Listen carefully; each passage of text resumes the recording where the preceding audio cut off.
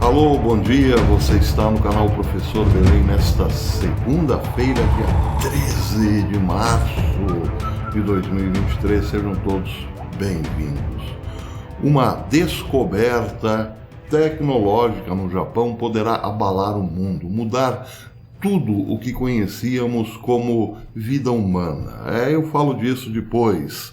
Antes, meus amigos, quero confessar, preciso confessar, eu sou um camarada muito, mas muito ingênuo.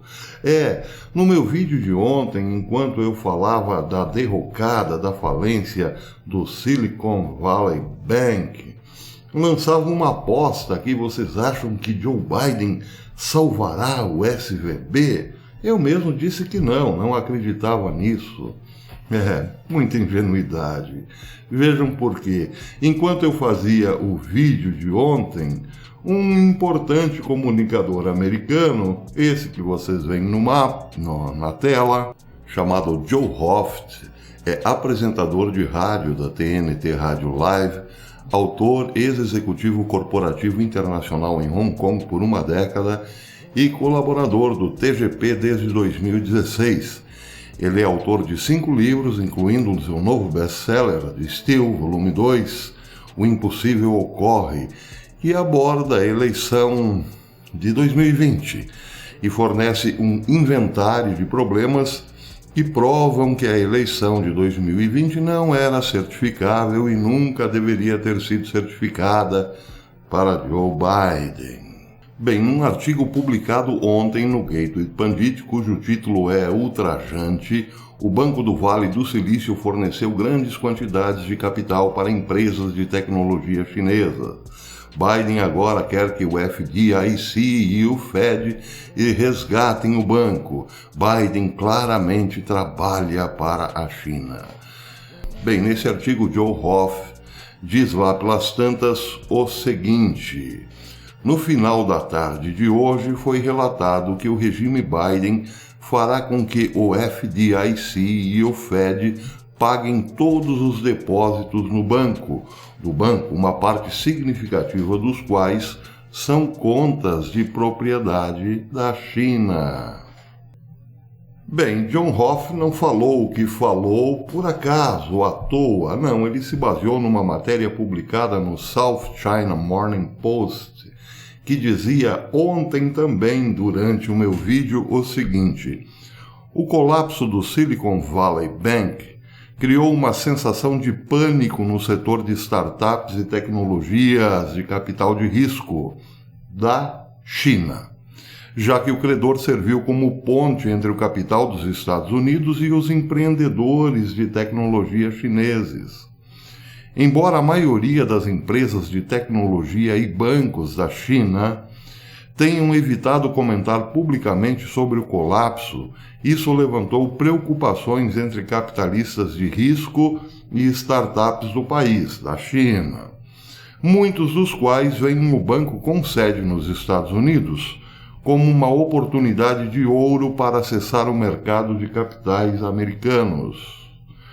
Para algumas startups capitalistas de risco e empresas de capital privado, o SVB foi uma boa escolha para acessar o mercado de capitais americanos, pois forneceu não apenas uma riqueza de recursos, mas também mais oportunidades de networking nos Estados Unidos, disse Fu Jian, diretor do escritório de advocacia Renan Zejin.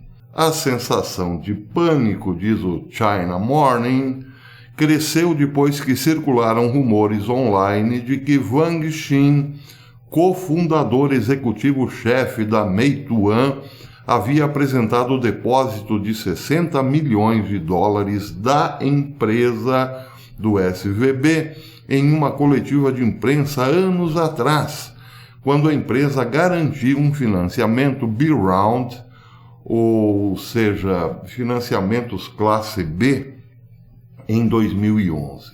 Bem, aí você se pergunta o que é um financiamento B-Round ou classe B.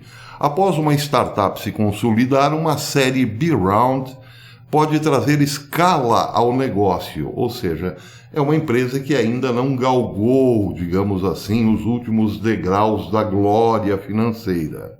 Então é ainda uma série B, claro, uma empresa da série B como um time de futebol. Aprimoramento de processos, contratações às áreas de vendas e marketing, criação de novos departamentos, tudo isso com dinheiro financiado por banco. Buscar novos mercados e mesmo adquirir outras empresas para agregar valor ao negócio são os principais propósitos de financiamentos da série B. Os valores podem chegar a dezenas de milhões de dólares. Isso é só um parênteses para explicar o que é o empréstimo, por assim dizer, o financiamento da série B Round. Bem, mas segue o China Morning.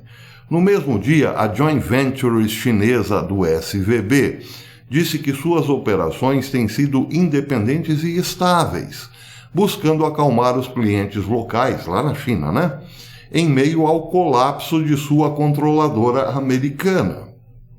O Silicon Valley Bank Company sempre operou de maneira estável de acordo com as leis e regulamentos chineses, com uma estrutura de governança padrão e balanço independente, disse a joint venture em sua conta no WeChat no sábado. Até agora, diz Zhang Shul, analista do CBJ Think Tank, nenhuma empresa chinesa de tecnologia ou capital de risco admitiu publicamente ter sofrido perdas com a falência do SVB. Ah, não sofreram perda, é? Bem, talvez umas pequenininhas acabem sofrendo. As startups de tecnologia terão uma certa necessidade de abrir contas no SVB, enquanto buscam financiamentos em dólares americanos, disse Zhang. Tal colapso fará, inevitavelmente, com que pequenas empresas ou pequenas startups domésticas de tecnologia com fraca capacidade de gerenciamento de risco tenham maiores preocupações com os fundos em dólares americanos. Em síntese, as grandes que pegaram grandes financiamentos, né, as grandes startups, essas podem ficar tranquila, porque o governo americano vai dar um jeito. Agora as pequenininhas, pode ser que saiam um tanto quanto chamuscadas da história. Mas, em resumo, digo novamente, podem ficar tranquilos, disse o representante do SVB lá na China para startups chinesas. Calma, fiquem tranquilos, porque o velho Joe vai agir em nosso favor. Bem, agora voltando um pouquinho ao artigo inicial lá do Joe Hoft. Ele disse, entre outras coisas, o seguinte, aliás, começou dizendo isso. Ainda esta manhã, ou seja, ontem, domingo, dia 12, a Câmara dos Estados Unidos informou que tem conhecimento sobre as ações criminosas e corruptas dos Bidens com a China. Os Bidens estão na cama com o regime chinês e a Câmara dos Estados Unidos tem evidências disso. Os Bidens estavam recebendo dinheiro do PCC. Agora, em resumo, a história é a seguinte: parece que Biden está correndo para salvar o SVB, ou melhor, para salvar essas startups chinesas que receberam muitos recursos. Bem, podemos dizer que Joe Hoft está exagerando? Até podemos, mas tem um fato concreto aqui. Qual é? Um grande banco norte-americano, a taxas de juros quase zero, deram dinheiro a rodo para startups chinesas. Um banco americano financiou o crescimento, por assim dizer, o incremento, a saída da série B para a série A, vamos dizer assim, de startups, de várias startups chinesas. Depois, com os juros e a quebradeira do fim de semana passado, então parece que as empresas chinesas, antes de entrar em pânico, já receberam um certo alento lá da Casa Branca. Olha, o dinheiro americano que nós passamos para vocês, podem ficar tranquilos, serão ressarcidos, o dinheiro que vocês têm no banco serão colocados de volta nos seus cofres, e os juros provavelmente impagáveis das suas dívidas também serão revistos, e assim por diante. Este é o fato concreto. Em outra situação, talvez Biden nem estivesse dando bola para a quebradeira do banco e de outros bancos também, que virão por aí. Mas nesse caso, como existe aí muito capital, ou melhor, muita empresa chinesa com capital norte-americano, parece então que Biden está correndo para resolver a treta. Isso, por um lado, mostra, sim, quem é o presidente norte-americano e para quem trabalha. Pode ser que mostre, pode ser que exploda no seu colo uma bomba atômica política, não é mesmo?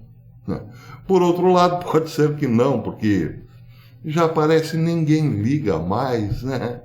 Está tudo assim porque os escândalos vão se sucedendo. Aqueles do passado parecem hoje pequeninhos, e os de hoje parecerão insignificantes amanhã, e assim vamos, não é mesmo? Enquanto Biden destrói parte dos Estados Unidos e do mundo, a China parece ficar um tanto quanto preservada dessas derrocadas. E aí então vem o senhor Joe Hoft dizer, ele está na cama com o PCC, recebendo dinheiro do PCC. Será que ele cai? Não, não cai. Bem, eu apostei ontem que ele não faria nada, e hoje eu estou apostando que ele... Perdi, né? Ontem eu perdi. E hoje estou apostando que não vai dar em nada. Está tranquilo para ele, está tranquilo para o PCC. Pode ser também que eu erre de novo. Muito bem, vamos dar um salto agora do apocalipse econômico e político para o apocalipse científico. Imagine que você trabalha num grande escritório com muitas pessoas ao seu lado. E numa sala independente trabalha o seu chefe. Quer dizer, trabalha em termos, ele fica diante de um enorme telão observando cada um dos funcionários na sala ao lado. Você, por exemplo. Imaginou? Fácil de imaginar, porque isso provavelmente pode estar acontecendo por aí, não é mesmo? Você está lá numa outra sala e o seu chefe aí olhando tudo o que você faz. Bem, agora imagine a mesma cena, você num escritório cheio de coleguinhas ao lado e o seu chefe numa sala independente olhando para você. Não, para você não. Para os seus pensamentos. Ficção científica, não é mesmo? Claro que é. Pero no mucho. Vejam que surpreendente matéria publicada hoje no National Post, que diz o seguinte: a ficção científica se torna fato distópico. Cientistas da Universidade de Osaka, no Japão, descobriram uma maneira de usar inteligência artificial para ler nossas mentes, literalmente, diz o artigo. Ao combinar a ressonância magnética MRI com a tecnologia AI, inteligência artificial, os pesquisadores conseguiram recriar imagens visuais diretamente da atividade cerebral humana. Além do mais, usando a tecnologia de difusão estável amplamente disponível, eles conseguiram fazer isso a um custo muito baixo e com relativamente pouco esforço, em comparação com outras tentativas recentes. As descobertas dos pesquisadores japoneses são relatadas em um estudo pré-impressão. Aí ela dá o link para o estudo pré-impressão, para o documento oficial dos cientistas japoneses. Embora os pesquisadores já tenham encontrado maneiras de converter imagens neurais em representações visuais, é necessária, geralmente, uma tecnologia complexa e cara de aprendizado profundo, tecnologia que deve ser treinada e cuidadosamente calibrada. Aliás, o ChatGPT é também isso, é uma forma de treinar a inteligência artificial. Ela já leu tudo que foi publicado por aí, pela humanidade, né? Só que agora ela está captando também a nossa forma de ser, de agir, de pensar nessa interação que fazemos. Toda vez que você faz umas perguntinhas lá para o ChatGPT, você o está treinando. É mais ou menos isso. Agora o treinamento parece estar migrando aí para imagens neurais. Você vai pensando e a máquina vai mostrando o que você está pensando. É uma forma de treinar. Aí você responde para a própria máquina se era aquilo mesmo que você treinou, até que ela calibre definitivamente a transposição da imagem do seu cérebro para o cérebro dela. Ainda assim, as representações produzidas são muitas vezes esboçadas com pouca fidelidade. De fato, isso acontece também no Midjourney, que não consegue trabalhar muito bem na representação da mão humana. Sempre há uma falhazinha ou outra, mas calma, isso será resolvido com o tempo. Aliás, com um tempo muito curto, provavelmente. O novo método usado pelos pesquisadores japoneses, no entanto, aproveita a tecnologia popular que encontrou uso generalizado na geração de imagens usando prompts linguísticos. Nos últimos meses, as plataformas de mídia social foram inundadas por imagens criadas usando o Stable Diffusion e outras plataformas semelhantes. A tecnologia é capaz de produzir imagens atraentes, às vezes hiperrealistas, com apenas algumas palavras cuidadosamente selecionadas. A tecnologia pode ser usada para produzir imagens estáticas ou alguns ajustes, animações em estilos populares como anime, etc. e tal. Embora alguns no mundo da arte tenham apoiado isso, muitos artistas temem que esta nova descoberta os substitua em breve. Alguns, por exemplo, o sujeito que é um pintor que dedicou, um artista plástico, né? Que dedicou longos anos da sua vida aprendendo e aprimorando sua arte, poderá ser eventualmente substituído por qualquer Zé Mané. Basta que o Zé Mané como eu, por exemplo, pense qualquer coisa, assim, digamos, bonitinha, legalzinha, né? Um mar, um lago, uma pousada no Canadá, por assim dizer, com muita neve, etc. e tal, um alce passando de mãos dadas com um urso, por exemplo. A máquina registra aquela imagem e depois congela e imprime numa tela. Uma maravilha, um espetáculo, por assim dizer. Mas também pode ser que o sujeito pense coisas incrivelmente, digamos, mais aprimoradas que um Da Vinci, por exemplo, porque o pensamento não tem limites, né? Então, para que artistas daqui a pouco, né? Que bom que eles estão descobrindo isso, que logo poderão ser defenestrados, porque não representarão mais nenhuma, não serão mais úteis, por assim dizer, já que qualquer um poderá pintar a Capela Sistina a qualquer momento. Alguns começaram a fazer lobby para que essa tecnologia seja limitada ou mesmo banida. Mas não vai adiantar muito, não. Em setembro do ano passado, o New York Times cobriu as consequências da competição da Colorado State Air Fair este ano, que foi vencida por uma criação usando o Midjourney e outro sistema de inteligência artificial popular. A arte está morta, cara, disse o vencedor Jason Allen ao Times. O vencedor, o sujeito que criou lá um prompt interessante, transformou o prompt em imagem e concorreu com os artistas ainda do velho pincel, né, do velho óleo sobre tela, por exemplo. Venceu e ainda tirou uma com os verdadeiros artistas. A arte está morta, cara. Bem, daqui a pouco não será a arte apenas a morrer, a liberdade, já que até o seu pensamento será vigiado. Então o seu chefe está ali olhando o que você está pensando e de repente ele enxerga ele mesmo se afogando num lago. Você está demitido. Ao invés de pensar no seu trabalho, em como melhorar a produção, está pensando no meu afogamento. Está demitido. Ficção?